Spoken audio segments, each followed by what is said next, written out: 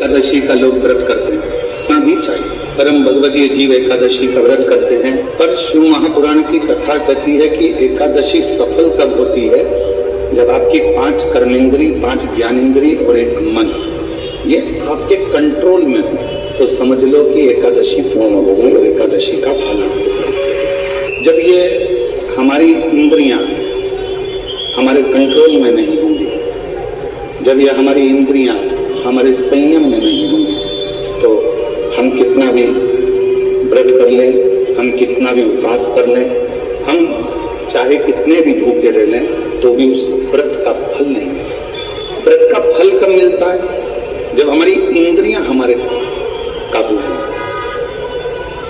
आज के दिन गंगा के जल में मात्र 7 बेलपत्री डालकर जो नंदीश्वर भगवान अर्थात जो शंकर जी के शिवलिंग के सामने नंदी होता है, उस नंदी के चरण पर गंगा का जल चढ़ाकर बेलपत्री शिव पर समर्पित कर देता है, उसके घर में रुपया रुकना चालू हो जाता है, फिर वो गलत जगह पर नहीं जाता, गलत स्थान पर वो धन जाएगा ही नहीं। एकादशी व्रत का सबसे पहला नियम है कि आप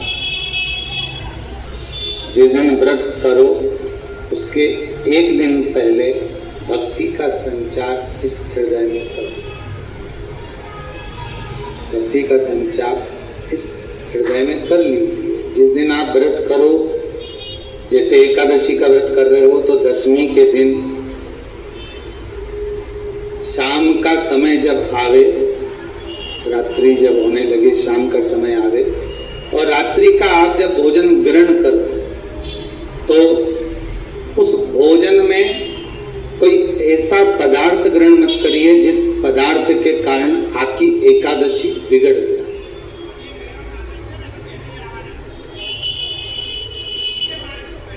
कोई बेकार भोजन हमें ग्रहण नहीं करना,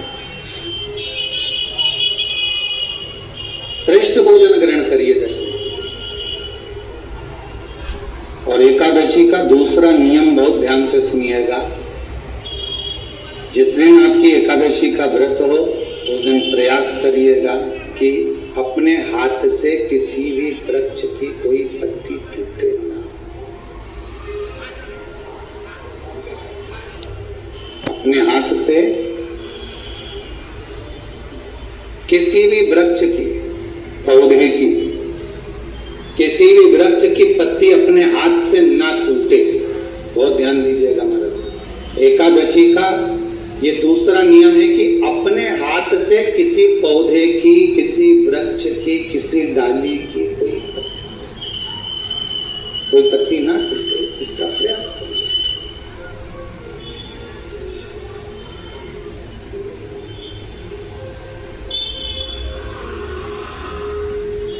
कितना सुंदर व्याख्यान कहा है, कितना सुंदर वर्णन है हमारा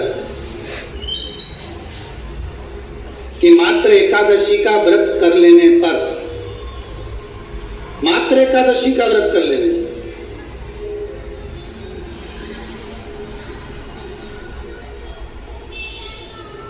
जो पूर्व में किया गया हमारा पाप कर्म है, हमने किसी जीव की हत्या करी है, हमने किसी को कष्ट प्रदान करा है, हमने किसी को अपशब्द कहा है, हमने किसी को ताने दिए, हमने किसी को आड़ा टेढ़ा कहा है, हमने किसी को गालियां दे दी है, मात्र एकादशी का व्रत ही कर लेने पर ये सारे जो दोष हैं वो समाप्त हो जाते हैं।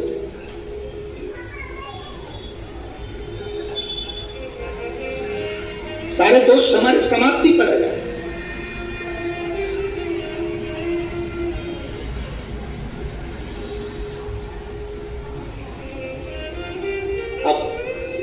विचार करिएगा थोड़ा सा अपने मन में, अपने चित्त में, अपनी वृत्ति में एक बात उतारिएगा, एक अपने मन में एक बात को उतार कर रखिएगा कि आप अपने पाप को,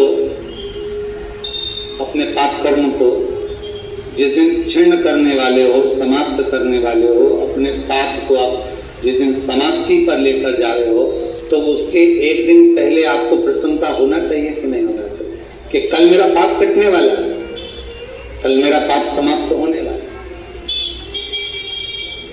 जो मैंने पाप कर्म करा है वो समाप्त तो होगा, जो मैंने पाप कर्म करा है वो कल समाप्त तो हो जाएगा। तो एक दिन पहले आपके चेहरे पर प्रसन्नता होगी ना हो?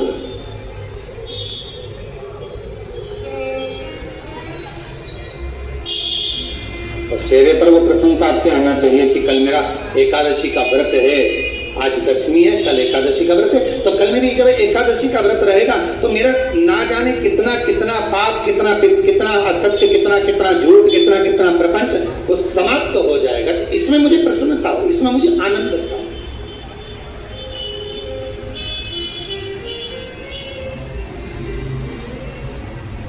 तो क्या कहा गया कि प्रयास करिएगा कि एकादशी के दिन कोई वृक्ष की, कोई डाली की, कोई कोपल की कोई पत्ती ना तोड़ी जाए। क्यों? तो कहा अगर उस पत्ती को हम तोड़ देते हैं, वृक्ष की पत्ती को या क्यारे में लगी हुई कोई डाली की पत्ती को हम तोड़ देते हैं तो एकादशी का पुण्य फल प्राप्त नहीं होता। एकादशी का कोई फल हमारे खाते में नहीं जाता, पुण्य फल प्राप्त। अब फिर भले तुम चाहे तुमने मोरगन खाया हो, चाहे तुमने फिर चिप्स खाई हो, चाहे तुमने फिर व्रत का कितना ही सामान खा गए हो और तुमने सोचा कि आज मेरी एकादशी है, तो फिर उसका कोई फल प्राप्त नहीं, उसका कोई सुख प्राप्त नहीं, फिर उसका कोई आनंद प्राप्त नहीं, तो उसमें कोई आनंद की अनुभूति आपको नहीं होगी। महाराज आज पुत्रदा एकादशी है,